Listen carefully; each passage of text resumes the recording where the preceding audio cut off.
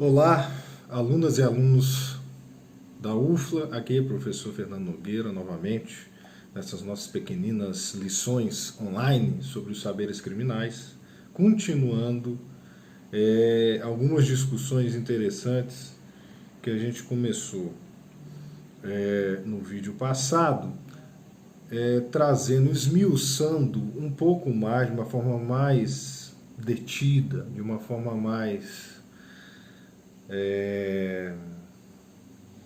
metódica, as raízes nazifascistas do nosso direito penal e do nosso direito processual penal. Né? Isso soa muito forte, mas porque deve ser encarado como algo de fato muito forte. No final das contas, o que nós temos nas nossas mãos hoje e que gera toda essa catástrofe humanitária, que é a situação penal no país, todas as suas mazelas que a gente já citou, encarceramento, matança, ineficiência completa das agências do sistema penal para fins de proteção e promoção de qualquer direito, qualquer garantia.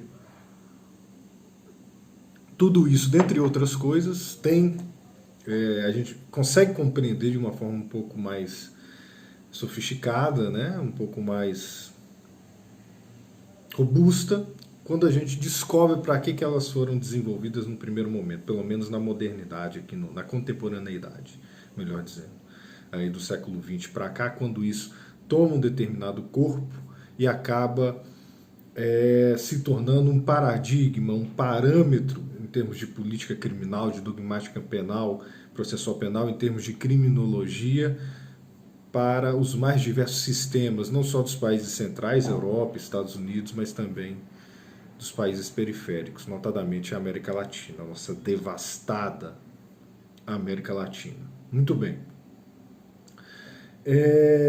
Daí que vale a pena a gente pontuar algumas coisinhas, né? Discursos autoritários, discursos antidemocráticos não são de hoje, que existem por aí, em especial no que diz respeito à questão criminal, né? Vamos falar, né? Nas sociedades mais antigas, preconizavam, previam punições, né, as mais brutais, as discussões sobre quem era ou não digno de direito não é de agora, isso tem centenas de anos, tem milênios. Contudo,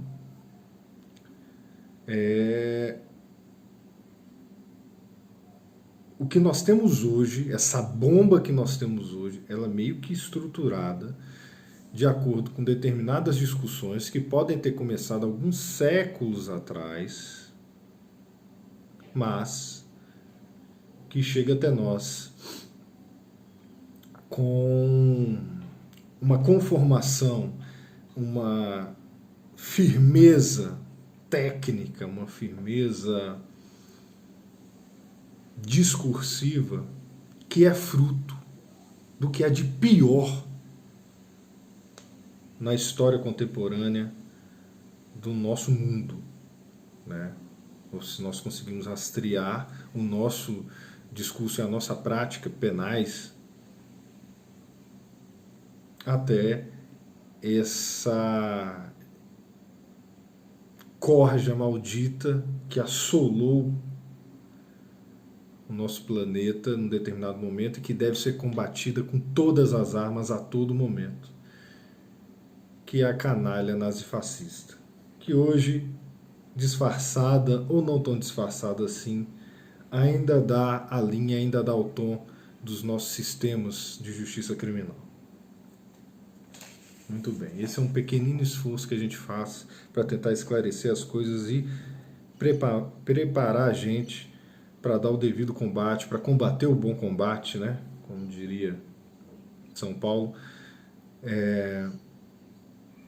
em nome de um referencial democrático minimamente concreto, que não deixa essas coisas correrem, né? Que não deixa esse poder punitivo excessivo, estruturalmente excessivo e hiperviolento, descambar para o massacre, para o genocídio, como ele sempre tende. Muito bem. Daí que esses elementos nazifascistas dos nossos saberes criminais, eles estão por aí. Eles estão nos mais diversos espaços, né? Eles estão nas construções de determinadas categorias jurídicas que a gente utiliza até hoje. Eles estão em determinados argumentos que são utilizados pelos operadores do sistema criminal, notadamente juízes e promotores, dos mais diversos escalões, né? Alô, alô, STF. Está no dia a dia do foro criminal, enfim, nas práticas concretas das agências policiais, enfim, da agência do Ministério Público, da agência judiciária, da agência carcerária. Está também nos nossos livros de doutrina, naquilo que nós, professores e professoras, ensinamos dentro de sala de aula, em graduação e pós-graduação, né? Tá ali, passa batido, vocês se matam de estudar, são aprovados em disciplinas que muitas vezes trazem coisas que a gente já deveria ter abandonado há algum tempo. Vamos tentar esclarecer isso um pouco.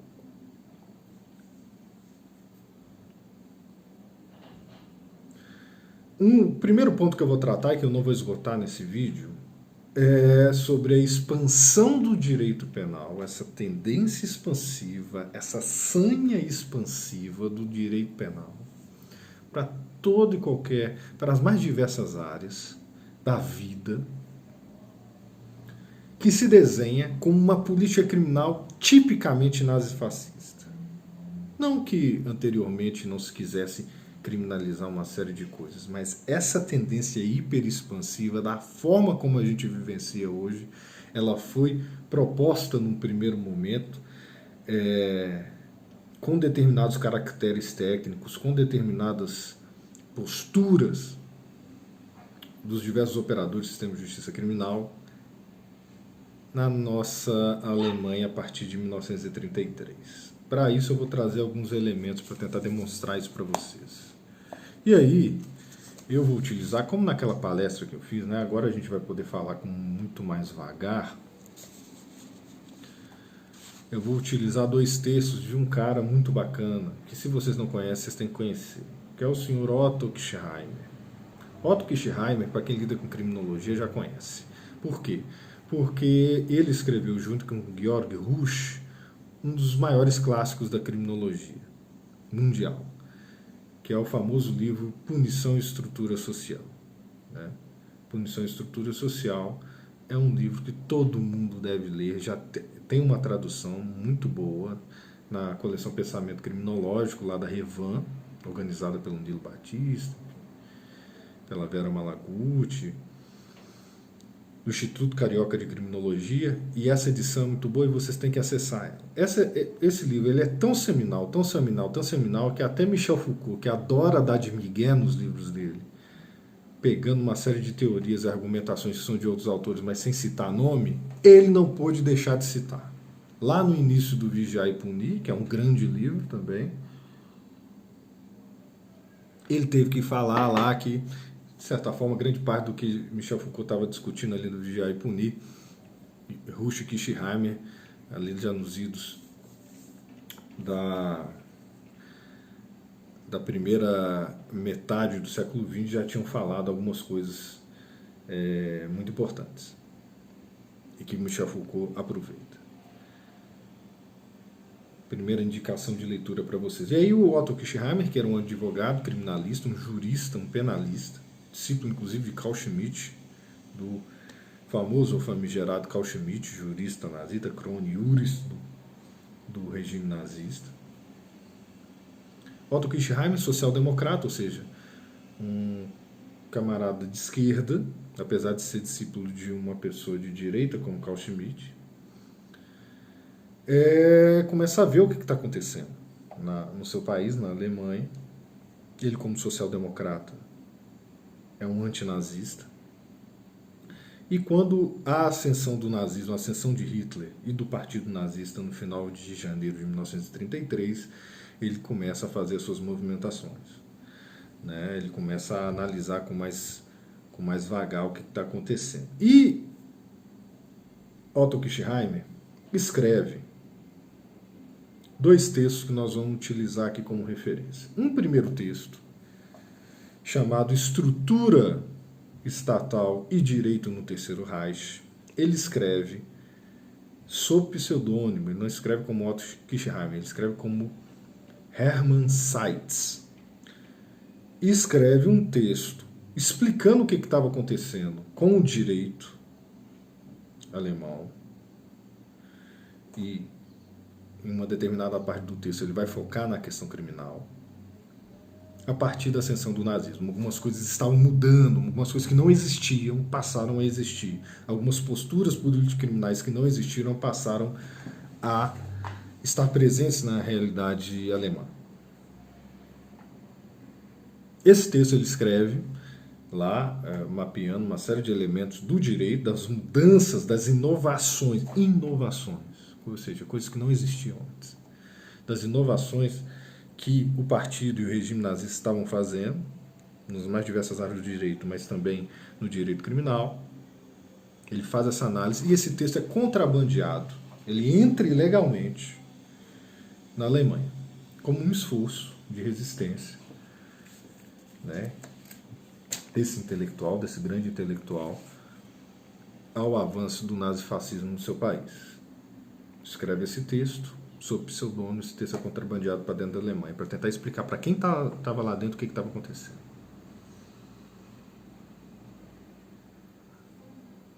E um outro texto que a gente vai utilizar, esse texto foi contrabandeado para a Alemanha em 1935, ou seja, 2 anos depois da ascensão de Hitler e do Partido Nazista. Otto Kirchheimer vai escrever um outro texto publicado em 1940, ou seja, já a Segunda Guerra Mundial em curso, que ele vai publicar numa revista chamada Studies in Philosophy and Social Science, volume 8, número 3. Ele vai escrever esse texto, que é um texto focado no direito criminal. O texto se chama Direito Criminal na Alemanha Nacional Socialista. Esse texto, até hoje, é considerado uma grande referência para a análise das transformações, das inovações que o direito criminal estava sofrendo com o avanço do nazismo. Né? Quem reconhece isso abertamente, Franz Neumann, que é um outro grande pensador da Escola de Frankfurt, que vai fazer um estudo mais ali do direito, da teoria do Estado, né? Escreve o grande livro Behemoth, que também é uma boa indicação. Aliás, Franz Neumann, os mais diversos textos e livros, vale a pena a gente acessar. Escreve Neumann, né? Neumann, com 2 N's no final, Franz Neumann. Enfim, Otto Kirchheimer escreve esse texto, Direito Criminal na Alemanha Nacional Socialista, publicado em 1940. Nós vamos utilizar basicamente esses 2 textos para tentar mostrar algumas coisas. De repente a gente pensa, faz alguns aprofundamentos utilizando outras referências. Nós temos boas referências não só da Alemanha, mas também de fora da Alemanha, aprofundando em algum desses pontos. Muito bem. Primeiro texto, que é o texto contrabandeado para dentro da Alemanha, em 1935, escrito sob pseudônimo, que se chama Estrutura Estatal e Direito no Terceiro Reich. O que Otto Kirchheimer vai falar? Vai falar o seguinte, nesse texto. O primeiro resultado da sujeição da justiça política é a expansão da esfera da lei penal. As funções protetivas do direito criminal deveriam proteger o cidadão contra a interferência do poder punitivo do Estado, estão sendo sacrificadas para uma pulsão no sentido de expandir enormemente a sua esfera de aplicação. Isso está acontecendo mesmo que inúmeras novas leis tenham criado algumas novas infrações penais e tenham feito as punições para as infrações existentes mais severas ao longo dos 2 últimos anos, né? pacote anticrime do senhor Sérgio Camisa Preta Moro, né? A nova lei de abuso de autoridade e tantas outras coisas, né? Esse pacote de crime que emplacou, né? Aumento da pena máxima no país de 30 para 40 anos, dentre tantas outras coisas, dificuldade para a progressão de regime, tudo isso diz respeito a uma expansão do direito penal, de um direito penal que se presta a arrochar as suas condições, a construir novas incriminações, a endurecer as penas, endurecer a execução dessas penas, como se isso servisse para alguma coisa, né? E aí fica o desafio da demonstração para qualquer um que esteja assistindo aqui, para mostrar que a incriminação de uma determinada conduta ou que o agravamento de uma determinada pena serviu para proteger algum direito, né? Tá aí o desafio. E não adianta vir me falar de um ou outro casinho que você acha nesses países da Europa desenvolvida, né? Porque você tem que me demonstrar que a lei penal funcionou e não o estado de bem-estar social, que esse sim tende a interferir na dinâmica criminal, na diminuição de índices de criminalização, de índices de criminalidade. Você tem que me afastar essa variável para poder assumir e me derrubar nesse desafio. Está aqui o desafio posto. Demonstração. Me demonstra que uma lei penal funcionou em algum momento da história. Tá? E aí você tem essa imensa expansão no Brasil, tá aí essas coisas, e que já vem de vários anos, né? Isso não é de agora. Agora deu uma arrochada especialmente grotesca, mas isso vem desde governos que supostamente não seriam tão conservadores assim, né? Como os governos sociais liberais aí dos anos 2000, onde de fato houve um pico de encarceramento nesse país, nunca se encarcerou tanta gente, e se encarcerou em massa nesse país, colocando o Brasil no terceiro lugar mundial de números de encarcerados, né, de pessoas atingidas pelo sistema penal e com cumprimento de pena. Nesses governos supostamente eram progressistas. Com progressismo desse daí a gente já sabe, não precisamos de ultraconservadorismo não. E toda essa dinâmica, essa pulsão pela expansão do direito penal, que já vem ali meio que mapeada e meio que na baixa elogiada por Silva Sanches e tantos outros, ela se desenha como uma política criminal de perfil autoritário. Ela não vem para atender um determinado problema, para tentar resolvê-lo em nome da democracia, em nome da proteção e promoção de direitos dos cidadãos e das cidadãs. Não, ela vem como uma iniciativa de avanço do Estado policial penal, de avanço do hipercontrole do Estado sobre as prerrogativas mais básicas dos indivíduos. E isso tem que ser colocado com todas as letras. Isso estava surgindo e chamou a atenção de Otto Kirchheimer como uma inovação da política nazista, da política criminal nazista, nessa expansão do direito penal. Isso que a gente vê hoje no Brasil, na América Latina, como se fosse algo natural, algo que faz parte. Não. Isso é um avanço de um discurso, de uma prática autoritária que a gente tem que rechaçar. Então, naquela época, estava acontecendo o que acontece hoje. Né? No texto de 1940, publicado fora da Alemanha, Direito Criminal na Alemanha Nacional Socialista, Otto Kirchheimer vai dizer o seguinte: a principal importância da tentada unificação da ordem moral com a ordem jurídica, porque isso é um outro elemento da política criminal ultra-autoritária, não só dos nazistas, mas também de hoje no Brasil, é tentar fazer moral e direito coincidirem. Aí você passa a tutelar penalmente comportamentos imorais que não deveriam, numa sociedade livre, serem tutelados, né? Ser tutelados. Se você é imoral, isso é guerra sua, guerra de contra quem você faz as suas imoralidades, ninguém tem que ficar controlando isso, né? O direito penal em específico não tem que ficar tutelando moralidades, cada um se resolve com a sua moral. Tem que tutelar, é a violação de direitos, violação concreta de direitos, ou um perigo concreto trazido a um direito de uma ou outra pessoa. Não tem que haver essa conjunção, mas políticas criminais autoritárias trazem isso. Voltando para o texto. A principal importância da tentada unificação da ordem moral com a ordem jurídica, que era o que o Partido Nazista estava fazendo, está no sintomático desejo de ampliar o escopo do direito penal e de estender suas atividades para novas áreas. As novas tutelas de bem jurídico na sociedade de risco. Aí citam Ulrich Beck e citam Silva Sanches e falam, agora por causa de uma nova sociedade com uma complexidade específica, nós temos que expandir o direito penal, e o direito penal tem que tutelar outras áreas que ele não tutelava mais, como se isso fosse algo típico de uma mudança de um paradigma, sei lá, dos grandes perigos nucleares, de desastres ambientais, de agora. Não. É só a roupagem modernosa, né, de agora, dessas últimas décadas, para algo que vem desde a Alemanha de 1930, desde o que os nazistas estavam querendo fazer. Expandir o Estado policial penal, expandir o Estado para cima dos direitos e garantias fundamentais dos indivíduos, dos cidadãos e cidadãs, e deixar a coisa correr, deixar o pau torar, né? Muito bem.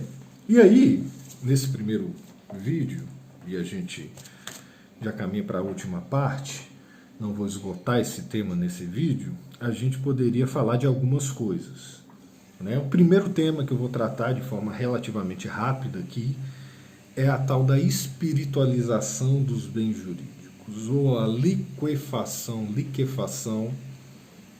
dos bens jurídicos, né? O que vem a ser isso? Esses terminhos que a galera fica inventando aí para poder cobrar em concurso é um negócio ridículo, mas é um termo que acaba demonstrando algumas coisas. Esse avanço, essa expansão do direito penal, ela vai demandar algumas modificações, e essas modificações estão aí para a gente ver a olhos nus, né?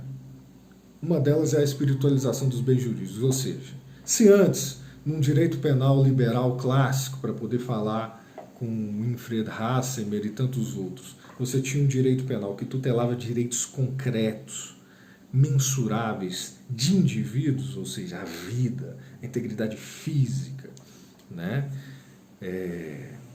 A liberdade sexual, o patrimônio, coisas que você conseguia aferir a violação e o quanto de violação para poder, inclusive, dar a possibilidade de defesa para outra pessoa, para ela falar assim, olha, eu não violei nada, ou a minha violação foi insignificante.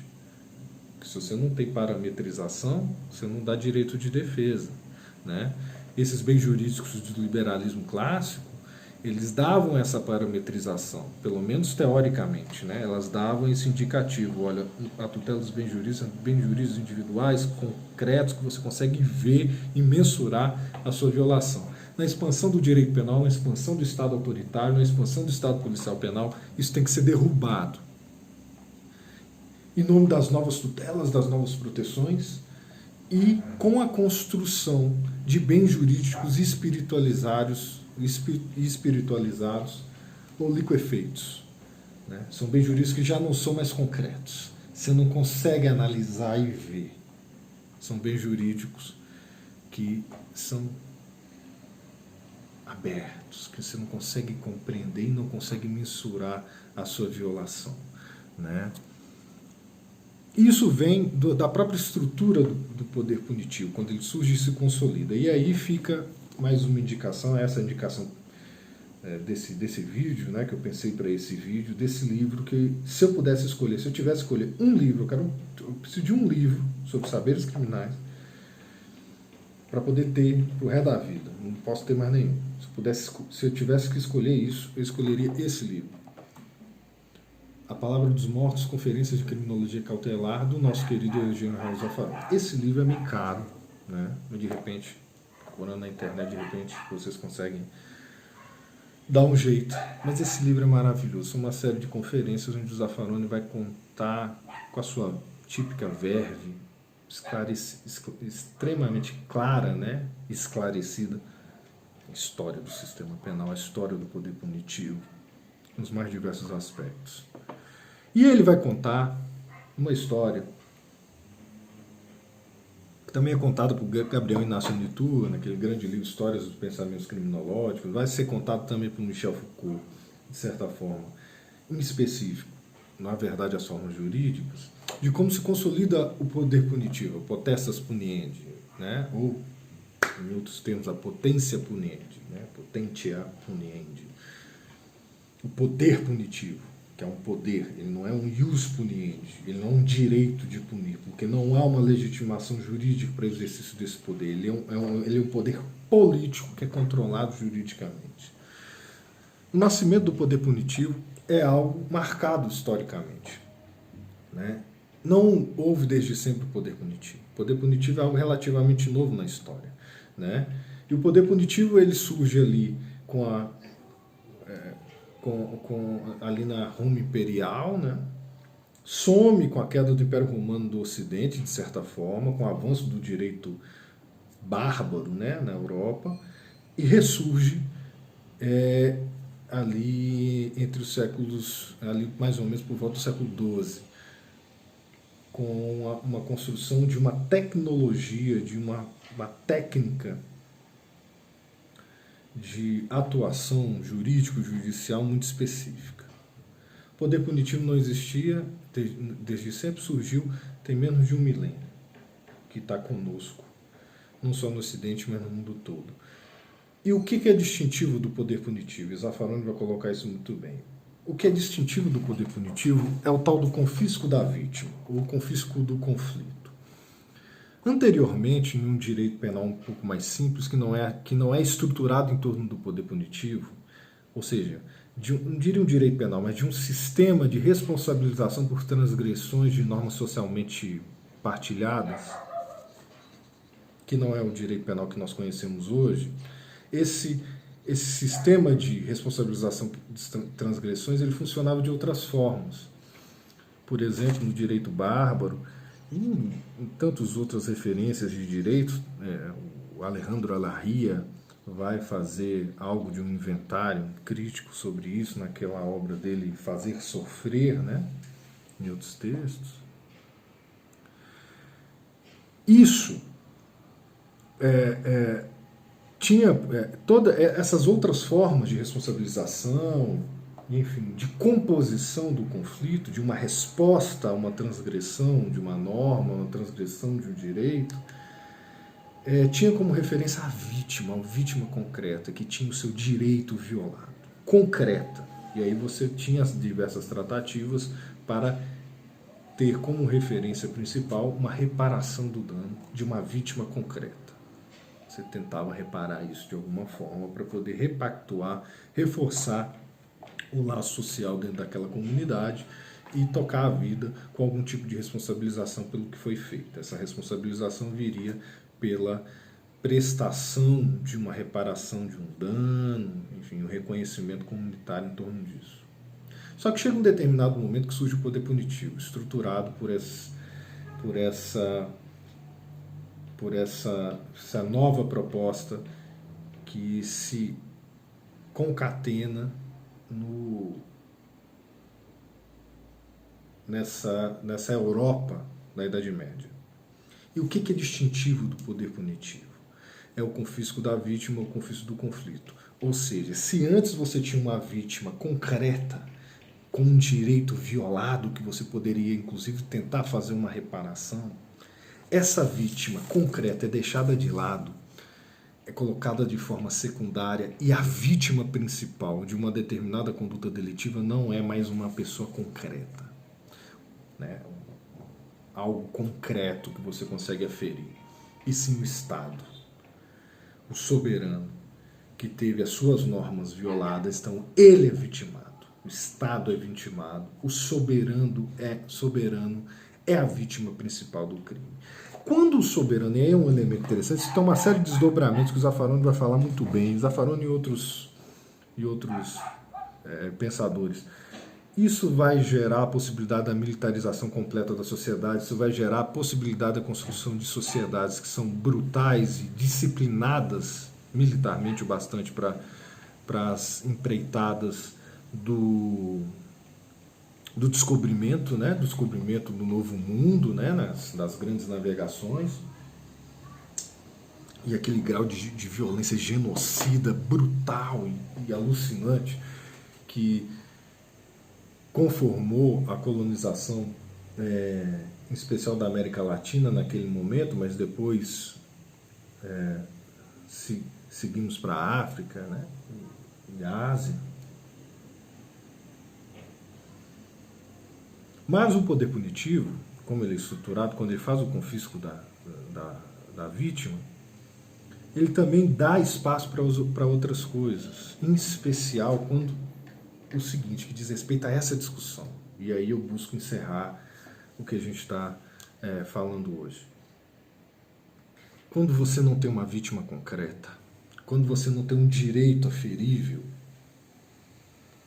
que dá a referência do cometimento de um ato delitivo, quando a vítima principal passa a ser um soberano e o delito passa a ser, ao invés de uma violação de um direito concreto, a desobediência a uma norma de Estado, quando você tira essa referência material concreta, visível, você pode construir o bem jurídico que você quiser. Porque quando você tinha referência da vítima em concreto, era mais difícil. O bem jurídico estava ali posto. O direito violado estava ali posto, dava para ver. Agora, a partir do momento que o crime existe, mesmo sem uma violação concreta de um direito aferível,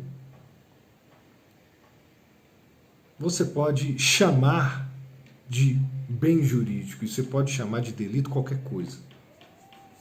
Fica em abstrato.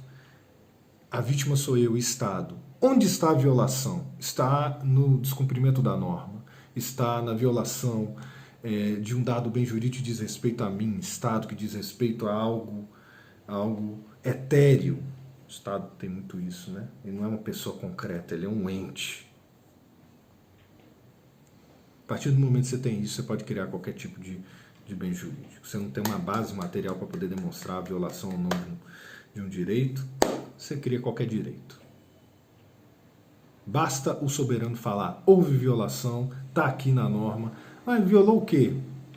Violou a saúde pública. Mas como? Não violou saúde pública nenhuma, não. Eu estou portando aqui um baseado de maconha, não estou violando saúde pública nenhuma, a maconha não impacta no sistema de saúde pública dessa forma, ninguém teve seu direito violado, nem eu na utilização desse tipo de psicotrópico, não estou tendo a minha saúde violada, não importa. Eu estou falando que existe um bem jurídico chamado saúde pública e que ele foi violado.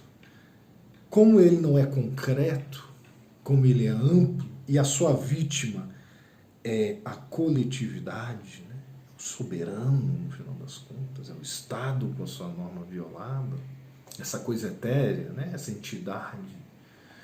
Se você tem isso como referência, eu que sou acusado de violar esse bem jurídico, etéreo, espiritualizado, liquefeito, eu não tenho como me defender concretamente. Porque eu não tenho como falar, eu não violei. Eu não sei nem o que é esse bem jurídico. Eu não sei como aferir essa violação.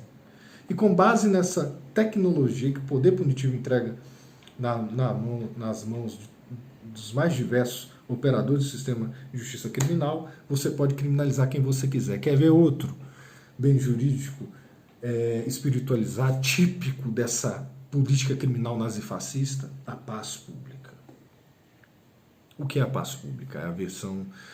É a faceta objetiva da ordem pública. O que é a ordem pública?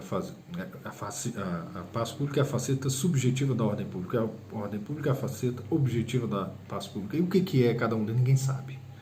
Não existe consenso dentro da ciência política, não existe consenso dentro do direito, o que vem a ser ordem pública, o que vem a ser paz pública. Aí esse bem jurídico está daquele jeito, gostoso, para você fazer o que você quiser. Aí você fala que a pessoa atingiu a paz pública, violou a paz pública e eu vou te punir e jogar na tranca. Com base em quê? Como? Não puni, não fiz nada. Não, mas você atingiu o bem jurídico, paz pública e eu vou te jogar na tranca. Quer ver um tipo penal que tutela esse tipo de coisa? 288. Associação criminosa, o antigo quadrilha ou bando. Você é punido não por ter cometido algo e violado um determinado direito, ou colocado em perigo real um determinado direito. Não.